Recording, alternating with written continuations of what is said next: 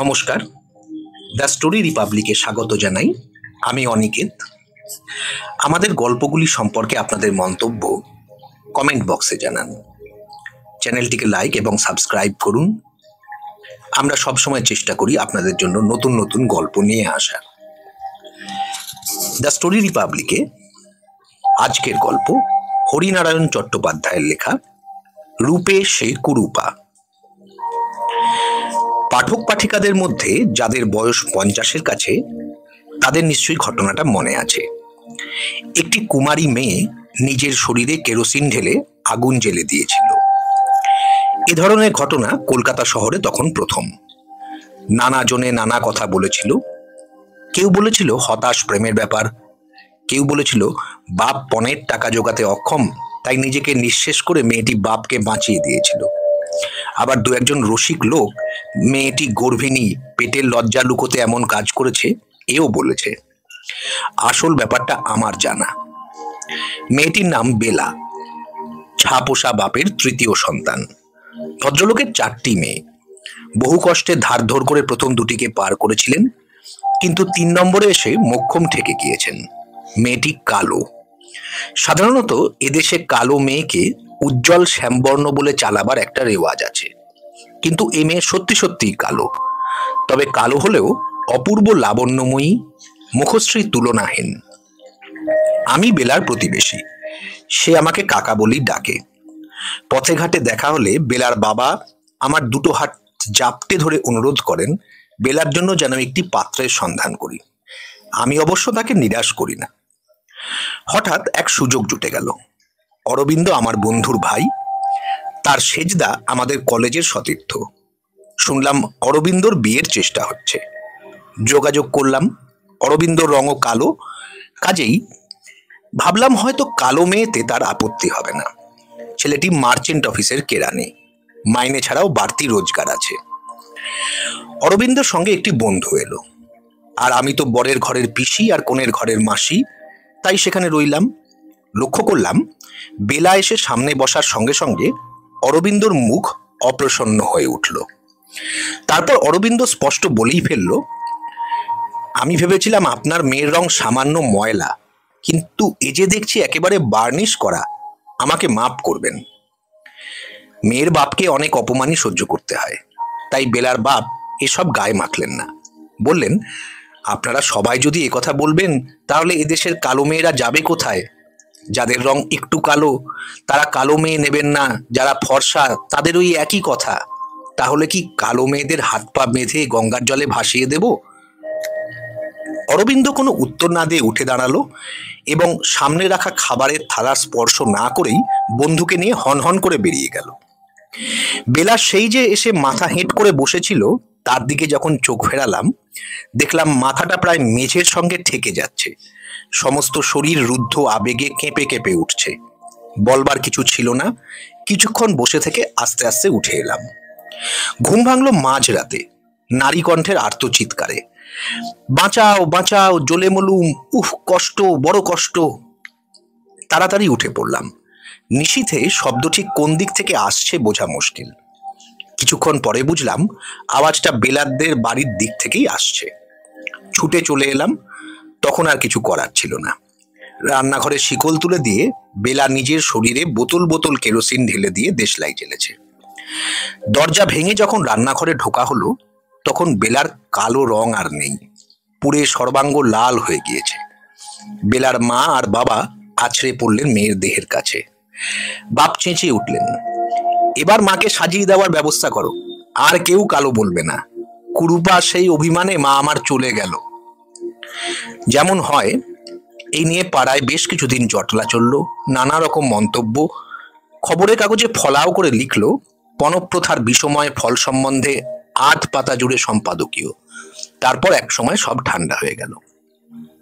মাস 6 মধ্যে অরবিন্দ বিয়ে করল। নিমন্ত্রণ পেয়েছিলাম, কিন্তু যেতে মন সরেনি। কেবল বেলার মুখটাই মনে পড়ছিল। বেলার বাপ এখানকার বাসা উঠিয়ে চলে গেলেন। কোথায় গেলেন খবর রাখি না। বিয়েতে যায়নি, কিন্তু অরবিন্দের বউ দেখা আমার অদৃষ্টে ছিল। একদিন একটা কাজে ব্যান্ডেল যাব বলে হাওড়া স্টেশনে দাঁড়িয়ে আছি, হঠাৎ একেবারে সামনে অরবিন্দ। আমাকে দেখে উচ্ছ্বসিত হয়ে বলে উঠল, আরে অজয়দা, আপনি? বললাম, একটা কাজে ব্যান্ডেল যাব। ব্যান্ডেল? আবার বিয়ের সম্বন্ধ নাকি? কথাটার মধ্যে ব্যঙ্গের হুল ছিল, তাই উত্তর দিলাম না। বললাম, তুমি কোথায়? আমি এই দিন 15 ছুটি নিয়ে সস্ত্রীক পুরী চলেছি। আপনি তো আর আমার বিয়েতে রাগ করে এলেনই না। রাগ করে? রাগ করে কেন? তাছাড়া আর কি, আপনার পাড়ার মেয়েকে বিয়ে করিনি বলে? আপনি তো জয়াকে দেখেননি। দাঁড়ান, আলাপ করিয়ে দিই। অরবিন্দ চলে গেল। লক্ষ্য করলাম টিকিট ঘরের সামনে একটি তরুণী, তার পায়ের কাছে বিছানা, সুটকেস, ছোটখাটো মোটখাট। অরবিন্দ তার কাছে গিয়ে থামলো, আমাকে দেখিয়ে বলল, তারপর কুলিকে মালপত্র দেখতে বলে দুজনে এগিয়ে এলো। একেবারে কাছে আসতে অরবিন্দ বলল, জয়া, ইনি অজয়দা, শেষদার বন্ধু। জয়া হেঁট হয়ে পা ছুঁয়ে প্রণাম করলো। ভালো করে দেখলাম গৌরাঙ্গী, তবে নাক মুখ মোটেই ভালো নয়, মঙ্গোলিয়ান ধাঁচের। পুরু ঠোঁট, চোখ দুটিও খুব আয়ত নয়, গাল বেশ ফোলা ফোলা, গরম স্থূলতার দিকে। স্বভাবতই বেলার কথা মনে পড়ে গেল। তার রং কালো ছিল, কিন্তু চোখ মুখ অনেক সুন্দর। অরবিন্দ আমার কাছ ঘেঁষে দাঁড়িয়ে বলল, জয়ার বাপের বড় বাজারের লোহার কারবার, বেশ মালদার লোক, 2 মাত্র মেয়ে, এটি বড়। বুঝলাম অরবিন্দ রূপ নয়, রূপও খুঁজেছে। আমার ট্রেন এসে গিয়েছিল, তাই বললাম, চলি অরবিন্দ, পরে দেখা হবে। বৌমাকে নিয়ে একদিন যেও আমাদের বাড়ি। জয়া এবার দুহাত তুলে নমস্কার করলো। তারপর আমরা ভিড়ে হারিয়ে গেলাম। দিন 3 পর, কি এক ছুটির দিন, বারান্দায় বসে বসে খবরের কাগজ পড়ছিলাম। হঠাৎ চোখে পড়ল একটা খবর, পুরী প্যাসেঞ্জারের রহস্যজনক মৃত্যু। মাঝরাতে 1ম শ্রেণী কামরায় একটি যাত্রীকে মৃত অবস্থায় পাওয়া গিয়েছে। সংবাদে প্রকাশ, এই কামরায় নববিবাহিত দম্পতি ভ্রমণ করিতেছিলেন। স্ত্রী চেন টানিলে মধ্যপথে ট্রেন থামিয়া যায়। গার্ড দেখিতে পায় কামরায় মেঝের উপর ভদ্রলোক অচৈতন্য অবস্থায় পড়িয়া আছেন। তাহার চক্ষু দুটি বিস্ফারিত, কণ্ঠনালীতে 10 আঙুলের ছাপ। মনে হয় তাহাকে শ্বাসরুদ্ধ করিয়া হত্যা করা হইয়াছে। আশ্চর্যের বিষয়, ভদ্রলোকের ঘড়ি, আংটি, মানিব্যাগ কিছুই অপহৃত হয় নাই।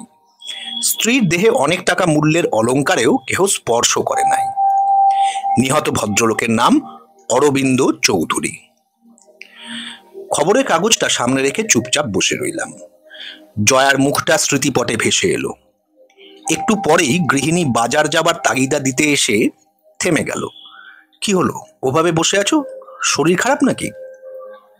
কোনো উত্তর না দিয়ে কাগজটা তার দিকে ঠেলে দিলাম। বললাম, এই জায়গাটা পড়ো। গৃহিণী পড়ে বলল, এ কি তোমাদের অরবিন্দ নাকি? তাই তো মনে হচ্ছে, সব মিলে যাচ্ছে। বললাম না, অরবিন্দ বউ নিয়ে পুরী গেল। বাব্বা, দেশে কি অরাজকতা হলো! ট্রেনের কামরায় ডাকাতি! ডাকাতি আর কোথায়, কোনো কিছু তো চুরি যায়নি। সে হয়তো সময় পায়নি, বউটা চেঁচামেচি করে ওঠাতে নেমে গিয়েছে। কিংবা এমন হতে পারে, সম্ভবত স্টেশনের কাছে ট্রেন এসে পড়েছিল। সবই হয়তো সম্ভব, এত দূর থেকে কিছুই বলা যায় না। আমি তো বউটার কথা ভাবছি, এই সেদিন বিয়ে হয়েছিল। উঠে পড়লাম। আলনা থেকে জামাটা টেনে নিয়ে গায়ে দিতে দিতে বললাম, আজ চাকরকে বাজারে পাঠাও, আমি বেরোচ্ছি। কোথায় যাচ্ছ? একবার অরবিন্দের বাড়ি যাব, যাওয়া দরকার। খবরটা যখন জানতে পারলাম, সবাই নিশ্চয়ই শোকে মুষড়ে পড়েছে। আমি যে প্রান্তে থাকি, অরবিন্দের বাড়ি তার অপর প্রান্তে।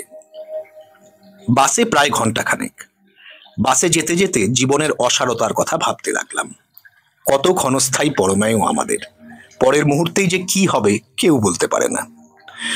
পুরনো ধরনের বাড়ি, অরবিন্দর ঠাকুরদার আমলের। এর মধ্যে যে খুব সংস্কার হয়েছে এমন মনে হয় না। বাড়ির সামনে দাঁড়ালেই মনে হয় বাড়িটার চারদিকে শোকের বলয়, কেমন থমথমে ভাব। আস্তে আস্তে কড়া নাড়লাম, কাজ হলো না। জোরে শব্দ করতে সংকোচ হলো, কিন্তু উপায় নেই, জোরেই কড়া নাড়লাম। একজন ভৃত্য এসে দরজা খুলতেই জিজ্ঞাসা করলাম, সুরজিৎ আছে? সুরজিৎ অরবিন্দের সেজো ভাই, আমার একদা সহপাঠী। আছেন, বসুন। বাইরের ঘরে চেয়ারে বসলাম। কিছুক্ষণ পরে সুরজিৎ ঘরে ঢুকলো। কোঁচার খুঁট গায়ে জড়ানো, বিষণ্ণ নিষ্প্রভ চেহারা। বললাম, আজ সকালে কাগজে দেখে সব জানতে পারলাম। সুরজিৎ আমার পাশের চেয়ারে বসলো। আস্তে আস্তে বলল, আশ্চর্য কাণ্ড, টাকা পয়সা কিচ্ছু নেয়নি, শুধু প্রাণটার উপরই যেন লোভ ছিল। পুলিশও কিছু কিনারা করতে পারছে না। আমি জিজ্ঞাসা করলাম, অরবিন্দ স্ত্রী জয়া কি বলে? সে পুলিশের কাছে লোকটার বর্ণনা দিতে পারছে না। কিছুক্ষণ সুরজিৎ কোনো কথা বলল না, চুপ করে রইল। একটু পরে নিজের মনেই যেন বলতে লাগলো, জয়ার মাথায় গোলমাল হয়েছে। মাথার গোলমাল? আশ্চর্য কি, জানিস তো আমাদের বাড়ির ব্যাপার, যত সেকেলে ধারণা, পুরনো মত, বুড়ো বুড়িরা সবাই বলছে জয়া নাকি খুব অপয়া। তা না হলে বিয়ের সঙ্গে সঙ্গে স্বামী যায়। জয়া খাওয়া দাওয়া প্রায় বন্ধ করে দিনরাত কান্নাকাটি করছে। কত করে বললাম বাপের বাড়ি ঘুরে এসো, বাপ নিতে এলো, তবু গেল না। হাওড়া স্টেশনে দেখা জয়ার চেহারাটা মনে পড়ল। হঠাৎ সুরজিৎ জিজ্ঞাসা করলো, তোর সঙ্গে তো জয়ার দেখা হয়েছে, জয়া তোর কথা আমার কাছে জিজ্ঞাসা করছিল। হ্যাঁ, হাওড়া স্টেশনে পুরী যাওয়ার সময় একবার দেখা হয়েছিল, কিন্তু জয়া আমার কথা কি জিজ্ঞাসা করছিল? বলছিল তোকে একবার খবর দিতে। আমাকে? আমি রীতিমতো বিস্মিত হলাম। আমাকে কেন? কি জানি, এসেছিস যখন একবার দেখা করে আয় না। দেখা করব? একটু দ্বিধাবোধ করলাম। সুরজিৎ উঠে দাঁড়িয়ে চেঁচালো, হারু, হারু। ছোকরা চাকর এসে দাঁড়ালো। সুরজিৎ বলল, এই বাবুকে ছোট বউ দিদিমণির ঘরে নিয়ে যেত। আসুন বাবু। হারুর পিছন পিছন সিঁড়ি দিয়ে উপরে উঠলাম। কোণের ঘরের দরজার সামনে মেরুন রঙের ভারী পর্দা, দরজা ভেজানো। খুব আস্তে দরজায় ঠুকঠুক করলাম।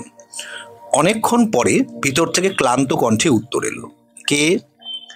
নাম বললাম, দরজা খুলে গেল। আসুন।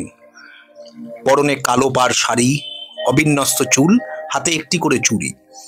এত দ্রুত যে একটা মানুষের চেহারা এত বদলে যেতে পারে তা আমার ধারণার বাইরে ছিল। মাঝখানে গোল টেবিল, তার উপর অরবিন্দের একটা ফটো। জয়া খাটের এক পাশে বসলো। আমি চেয়ারে বসে প্রশ্ন করলাম, তুমি নাকি আমাকে খুঁজছিলে? হ্যাঁ দাদা। কেন? ওর একবার বেলা বলে কোনো মেয়ের সঙ্গে বিয়ের কথা হয়েছিল। সে তো অবিবাহিত ছেলে আর কুমারী মেয়ে থাকলে কত কথাই হয়। বলুন না, মেয়েটি দেখতে কালো? হ্যাঁ। মনের দুঃখে মেয়েটি কি আগুনে পুড়ে মারা গিয়েছিল? কে বললে, অরবিন্দ? না, আমি কাগজে পড়েছি। উনি বলেছিলেন সে অন্য মেয়ে, তখন আমি তাই বিশ্বাস করেছিলাম, কিন্তু এখন জানি এ সেই মেয়ে। কেন এ কথা বলছো? এ বাড়িতে আমি বলেছি, কেউ আমার কথা বিশ্বাস করেনি। আপনাকে বলি, শুনুন। রাত তখন 11টা। আপনার ভাই ঘুমাচ্ছে। আমি বাথরুমে যাব বলে উঠতে গিয়েই চমকে উঠলাম। সামনের বেঞ্চে ঘোমটা দেওয়া একটি বউ। এ কি করে সম্ভব? দুটো দরজাই লক করা। বউটি উঠলো কি করে? কে কে তুমি? এ কামরায় উঠলে কি করে? আমার চিৎকারে আপনার ভাই উঠে পড়ল। কি কি হলো? ঘুম জড়ানো কণ্ঠে আপনার ভাই জিজ্ঞাসা করলো। আমি বললাম, এই দেখো না, ওই বেঞ্চে কে বসে আছে। যাও, নিকালো নিকালো। আপনার ভাই তার সামনে গিয়ে দাঁড়ালো। সঙ্গে সঙ্গে বউটি ঘোমটা ফেলে দিল। মুখটা দেখলে মনে হয় আগুনে পোড়া, মাংস পুড়ে আঙুরের গুচ্ছের মতো হয়ে আছে। চোখ দুটো চকচক করে উঠল। শাড়ির মধ্য থেকে দুটি কঙ্কাল হাত বেরিয়ে আপনার ভাইয়ের গলা সজোরে টিপে ধরল। বিকট একটা হাসি। মনে হলো কামরার দরজা জানলাগুলো থরথর করে কেঁপে উঠল। আমি তো জ্ঞান হারিয়ে পড়ে গেলাম। যখন জ্ঞান ফিরে এলো, দেখলাম আপনার ভাই মেঝে পড়ে আছে। বউটা কোথাও নেই। ট্রেনে থামালাম। ট্রেন থামলে ঘটনাটা গার্ডের কাছে, পুলিশের কাছে, বাড়ির লোকের কাছে বলেছি। কেউ বিশ্বাস করেনি। সকলের ধারণা শোকে আমার মাথা খারাপ হয়েছে। আপনি তো বেলার পাশের বাড়িতে থাকতেন, সবকিছু আপনার জানা। বলুন, বেলা ছাড়া কে আমার এই সর্বনাশ করবে? মৃত্যুর পরেও কে আসবে প্রতিহিংসা নিতে? বলুন। কি বলবো? বলবার মতো কোনো উত্তর সেদিন খুঁজে পাইনি, আজও পাই না। গল্পটি শেষ। ধন্যবাদ এবং নমস্কার।